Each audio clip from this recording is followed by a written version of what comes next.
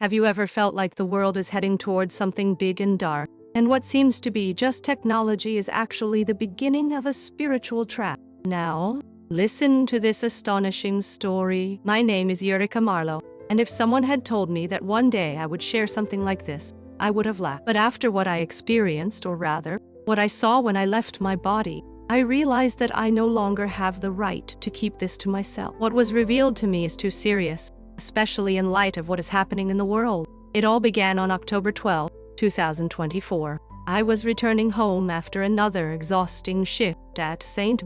Mary's Hospital. I'm a nurse, and that day had been especially tough. I just wanted to get home quickly and hug my husband and our 2 children. It was raining, and the last image I have before everything changed was the bright headlights coming towards me on the wet road. After that, everything went dark. According to the doctors, my heart stopped for exactly 7 minutes and 23 seconds. To them, I was clinically dead. But what I experienced during that time seemed endless, and it was during this crossing that Jesus showed me something that still takes my breath away. Wow, a great deception that is coming, and how people will accept the sign without even realizing what they are doing. This still deeply shakes me. Right after the impact, I felt as if I detached from my body. It was strange, yet calm. I saw everything from above, the paramedics racing against time to try to revive me, but there was no pain, no fear, just a peace I can't explain. I remember one of them, a young man with kind eyes, murmuring a prayer while pressing on my chest. I wanted to tell him, "It's okay, I don't feel pain anymore." But of course, I couldn't, and then something wonderful happened. A light began to envelop everything around me, but it wasn't a common type of light. It wasn't like sunlight, nor like a lamp. It was a living, pure light, as if it came from all directions at once and from nowhere. Slowly, the scene of the paramedics faded, and I felt I was being lifted upwards, enveloped in that indescribable glow. It was at that moment that I heard his voice. "Idrika," he said, and just hearing my name, my entire soul trembled. I knew.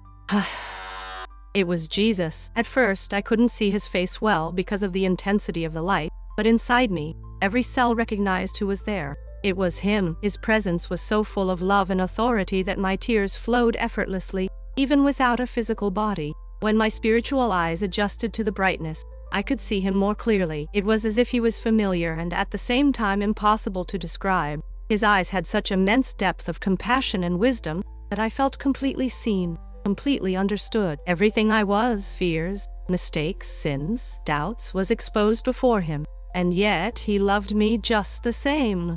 "My daughter," he said, "I brought you here for a reason. What I am going to show you needs to be told to my people. Many are asleep, and the deception that is approaching is greater than they imagine." I managed to respond, but not with my mouth. It was as if my soul spoke directly. "Lord, I'm just a nurse. Who will listen to me?" He smiled with tenderness, but also with firmness. "I have always used the simple to confound the wise. Do not worry about who will listen. Your role is to tell what you will see. I will take care of the rest." At that moment, he held my hand. In the blink of an eye, we were on an apparently ordinary street, but something told me it wasn't the present, it was the future. Everything seemed familiar, like the world we know today, but there was something strange, subtly different. "Pay attention," Jesus said. "Observe how the enemy will deceive even the chosen ones if possible." People walked hurriedly, involved in their routines, but I noticed they were interacting with technology in a way I had never seen. It was as if it was fused to them, part of the body, the mind, the daily life. Did you see a woman entering a cafe? The woman in the cafe didn't take out a wallet or a phone. She just passed her hand over a sensor, and in seconds, the payment was completed. Under the skin, a small light glowed discreetly. That made me uneasy. "Lord," I asked, trying to understand, "is this the mark of the beast?" Jesus replied calmly, "No, this is what comes before. Watch carefully how the illusion will be built." At the same time, the scene changed before us. I saw images appearing in sequence, as if watching the story of a trap being gradually set. It all started innocuously. Small chips that replaced cards, house keys, medical documents. The promise was convenience, and it worked. Soon, the whole world adopted the novelty, including Christians, brothers in faith excited about the idea. They used the devices to access the digital Bible, to offer even to enter services. No one questioned anything. After all, It didn't require worship or an oath to any entity. It was just technology, right? Just a modern tool to make life easier. Jesus then said with a noticeable sadness in his voice, "See how the enemy first presents what seems harmless, even useful. He knows that abrupt changes would scare my people.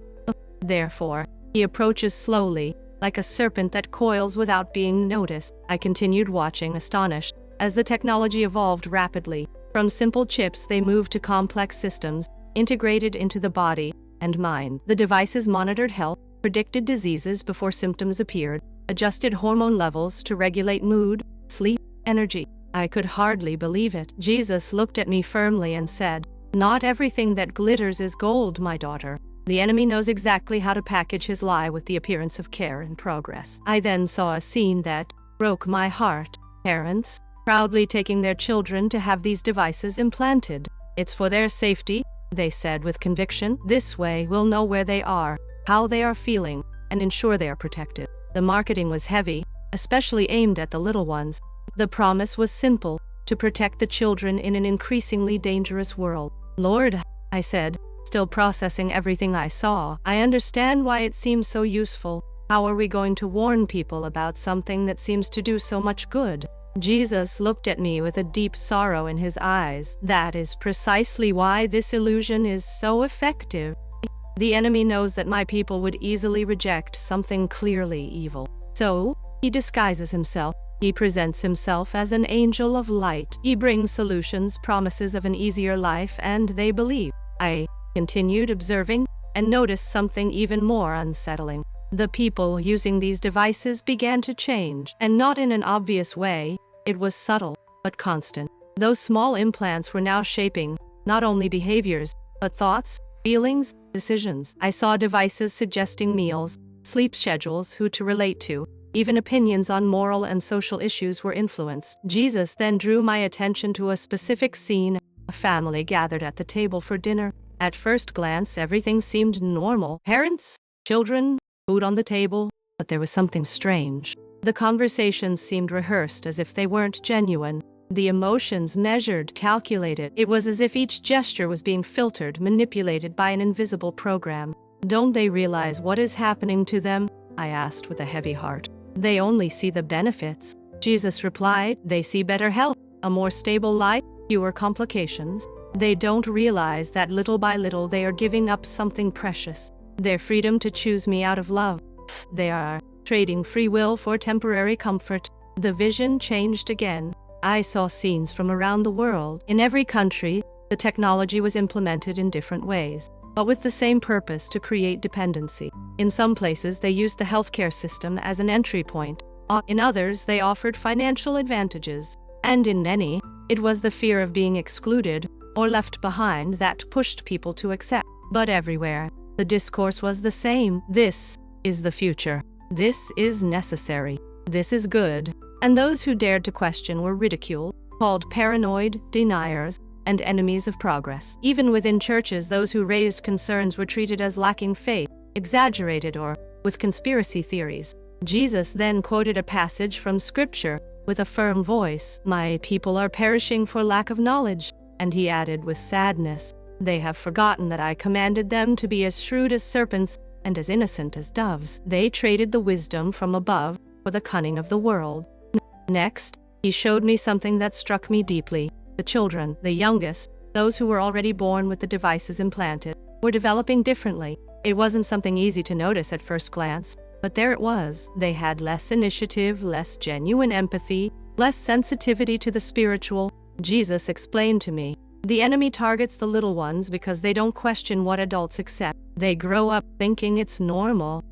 And so he shapes an entire generation from the cradle." Oh, an entire generation was being shaped, unknowingly, to accept what would come next. I then saw the schools. The entire educational system had been adapted to revolve around that technology. The children grew up, learning that the implants were part of them, as if they were as natural as an arm or a leg. And worse, they were encouraged to trust the devices more than their own instincts, more than the advice of their parents, more even than the word of God. "Lord," I murmured with a voice choked with sadness, "how is it that no one sees the direction of all this?" Jesus replied with firmness, but also with compassion, because they are looking with the eyes of the body, not with the eyes of the spirit. They see only the visible benefits, but ignore the invisible price. They perceive the temporary advantages, but do not see the eternal consequences. Suddenly, everything changed around us. The world plunged into chaos. Banks failing, power grids collapsing,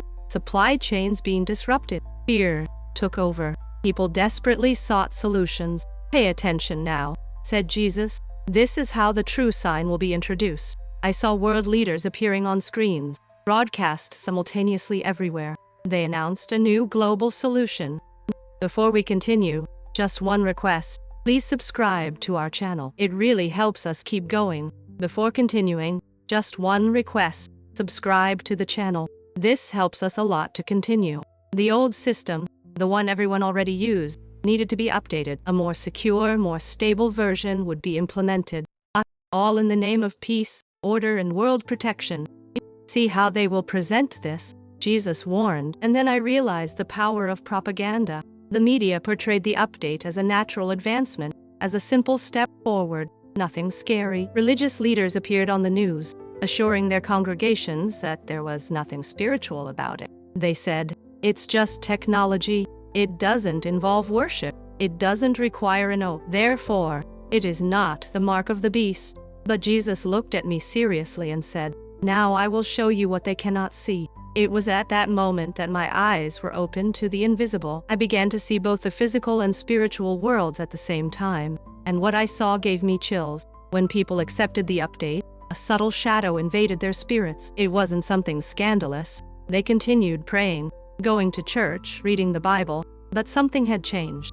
Jesus explained to me, the mark will not be imposed by force at first. People will accept it willingly, even enthusiastically. The enemy discovered that persecuting mind only strengthens them. Therefore, he now uses deception, making it seem like something good, modern, necessary, and many will fall. I continued to watch the vision unfold over weeks and months. The transformation was slow, but real. Those people who had accepted the update began to lose something essential. Their prayers became automatic, empty. The praise seemed like repetition, not a relationship. And most alarmingly, spiritual discernment was fading, almost imperceptibly. "But Lord," I asked anxiously, "why don't they realize what's happening?" And he replied, "Because everything happens slowly, like a frog in warm water that doesn't notice the heat increasing until it's too late. They drift away from me without realizing that the connection is being cut." The vision then showed me how this update affected all sectors of society. In health, it promised total body monitoring and automatic treatments. In the financial system, it guaranteed total security and universal access to resources. In the field of relationships, it offered solutions to improve communication, create more effective bonds. But what tore me apart the most was seeing the families, parents calling their children to talk, explaining with care that the update would guarantee safety, better performance in school, and stability in the new global system. They truly believed they were doing the best, with genuine love. "Watch closely," said Jesus in a grave tone. "The greatest deception will come disguised as protection. See how they will use fear to force those who still hesitate," said Jesus. And that's exactly what I saw. 1. Headlines popped up in the news. Children being prevented from studying, families without access to food or medicine, workers losing their jobs for refusing the update. The pressure increased every day. It was no longer a choice. It was a camouflaged requirement. I saw churches splitting from within. Many leaders with good intentions encouraged their members to accept the technology, saying it was a way to maintain their testimony before society. "My daughter," Jesus said with sadness in his eyes, "notice how the enemy uses even good intentions to divert the hearts of my people. They think they are being responsible, sensible, good parents and citizens, but in reality they are disconnecting from me." The vision then focused on the technology itself. It was no longer just a chip or implant somehow. It was now intertwined with human consciousness. It was as if emotions, thoughts, and even the ability to connect spiritually were being modified, gently erased. "This," said Jesus, "is the real danger." He explained to me that the mark is not just about controlling what is bought or sold. It alters the essence of the human being. It corrupts the image of God imprinted in each of us, and this corruption is irreversible. I saw that the impact of the update varied according to the generation. The elderly, in general, resisted more. They still remembered simpler times and life without technology.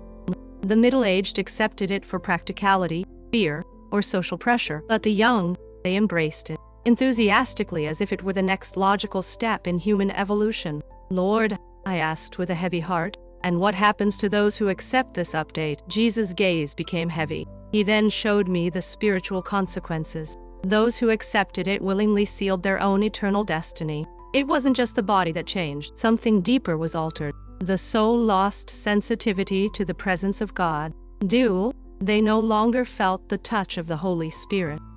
They could no longer discern spiritual truth. I watched, horrified, people who were once full of faith, love, and fervor. Now they appeared hollow. They continued talking about God, quoting verses, but it was all mechanical. The words still came out, but the life behind them had disappeared. It was like seeing empty shells, trying to maintain an appearance of spirituality. But what about those who resist? I asked hopefully. The scene changed. I saw another group, smaller, more luminous. They were the ones who refused to accept the update. They paid a high price. They couldn't buy food in common markets or enroll their children in public schools. Many were fired, marginalized. But spiritually they shone. These are my faithful, said Jesus with immense tenderness. They see what others do not, because they kept their spiritual eyes open. They studied my word. They learned to discern between deception and truth. I saw these faithful ones coming together, forming communities of mutual support, sharing resources, helping the weaker ones, walking in unity and courage. They were not aggressive or desperate. They were peaceful but unshakable. And what should people watch for, Lord? I asked. How to recognize the beginning of all this? Jesus answered with clear wisdom. First, pay attention to technologies that promise to make you better than God created you. When the promise is to enhance the mind, body, or emotion, be alert, because the price will be the soul. Second, observe when convenience starts to become mandatory. What initially seems like a choice will gradually become a requirement, and this subtle process feels more than comfort. It cools the spirit. Third, notice how children are being affected. The enemy focuses on the little ones because they are moldable. They easily accept what parents might still question. They grow up thinking it's normal, what actually distances them from the presence of God. Fourth, observe how technology interferes with spiritual life. Anything that makes prayer distant, that weakens sensitivity to sin, that cools the desire to seek God, is a red alert. And then, amid so much darkness, Jesus showed me something that rekindled my hope. It was then that the light broke through the darkness. An intense and pure brightness pierced that gloomy scene as a powerful reminder that God's truth always shines brighter, even in the darkest moments. I saw those who had refused the mark, and they were not alone. They were being supernaturally protected, sustained with provisions that defied all human logic. There was peace in them, a peace that did not come from circumstances but from within. From the presence of Jesus, it was something impossible to shake. My people will not be abandoned, assured Jesus with a firm voice. Just as I fed Elijah by the brook and sustained the Israelites in the desert, I will also take care of those who remain faithful to me. Whatever the trial, I will be there. I saw angels around the believers' houses, with open wings protecting, shielding, watching. I saw food being multiplied, resources appearing in unexpected ways, needs being met in the smallest details, like small daily miracles, each one a reminder of God's care. But more than that, I saw something even more precious. The relationship of these people with Jesus was stronger than ever. The faith that was once timid was now firm, deep, alive. Lord, I asked, feeling the weight of responsibility, what should people do to prepare? The answer came clear, direct, without detours. Tell them to strengthen their relationship with me now, before the illusion begins, to learn to recognize my voice so clearly that when they hear something that doesn't come from me, they will know immediately to study my word seriously. The answers are there, but they need to know the truth to identify the lie. Also, tell them to connect with other true believers. They will need each other in the days to come. Teach their children to love me more than they love the comfort of the world.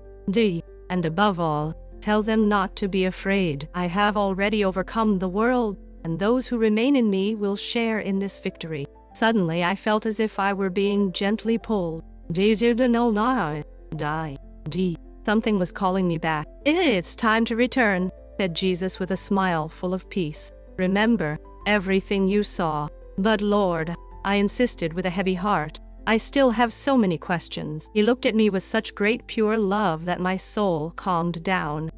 What I showed you is enough. Share it faithfully. Those who have ears to hear will hear. The next moment, I woke up. I was back in my body, surrounded by cold machines, nurses, and doctors with astonished looks. They were amazed at my quick recovery, but I was haunted by everything I had witnessed. This happened 6 months ago. Since then, I have been observing the advancement of technology with different eyes. The speed at which new devices are emerging, chips, digital implants, biotechnology integrated into the body, is almost suffocating. And each new headline reminds me of what Jesus showed me. Some ask me if I am against all forms of technology. I am not. I still use a cell phone, computer. I live in the same world as you. I recognize that many things are useful, but I have learned to be extremely cautious with anything that connects directly to the body and mind. Because Jesus showed me there is a limit, a line that once crossed has no return. I am telling this story now because I know time is short. The technology that will serve as the basis for the mark is already being developed, and the crisis that will drive its mass implementation is getting closer. If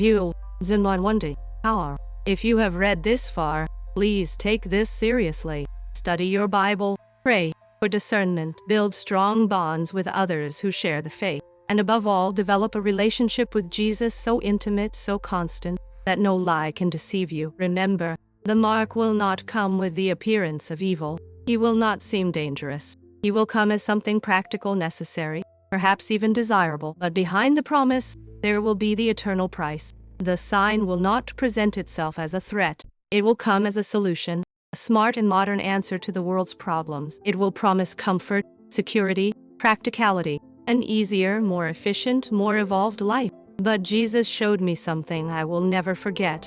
Neither convenience nor technological advancement is worth more than our connection with God. He told me that many will doubt this testimony, that some will laugh, others will ignore it, and that's okay, because my mission is not to convince the whole world. My mission is to share what was revealed to me. Those who are seeking the truth, those who feel in their hearts that something is wrong with the direction everything is taking, they will know. They will recognize the voice of the Spirit when they hear it. If you have come this far and felt fear, please listen carefully. Do not be afraid. Jesus showed me that his protection, his care, and his faithfulness to those who remain in him will be more than enough. What you need to do now is simple and urgent. Draw near to Jesus. Know his voice. Feed your faith every day while there is still time. He said, "In the world you will have tribulations, but take courage. I have overcome the world." The illusion will be strong, but our God is stronger. If you stay close to him, if you have your spiritual eyes open, you will not be deceived. He will guard you. He will guide you. He will sustain you. This is my story, the testimony I was called to share. May God open your eyes to see and your ears to hear what the Spirit is saying to the churches in these last days. I named you for sharing with us this profound and necessary testimony. And to you who have stayed until now, may the light of God illuminate your paths and strengthen your spiritual discernment in the days to come. See you in the next video. May the blessings of heaven be upon your life.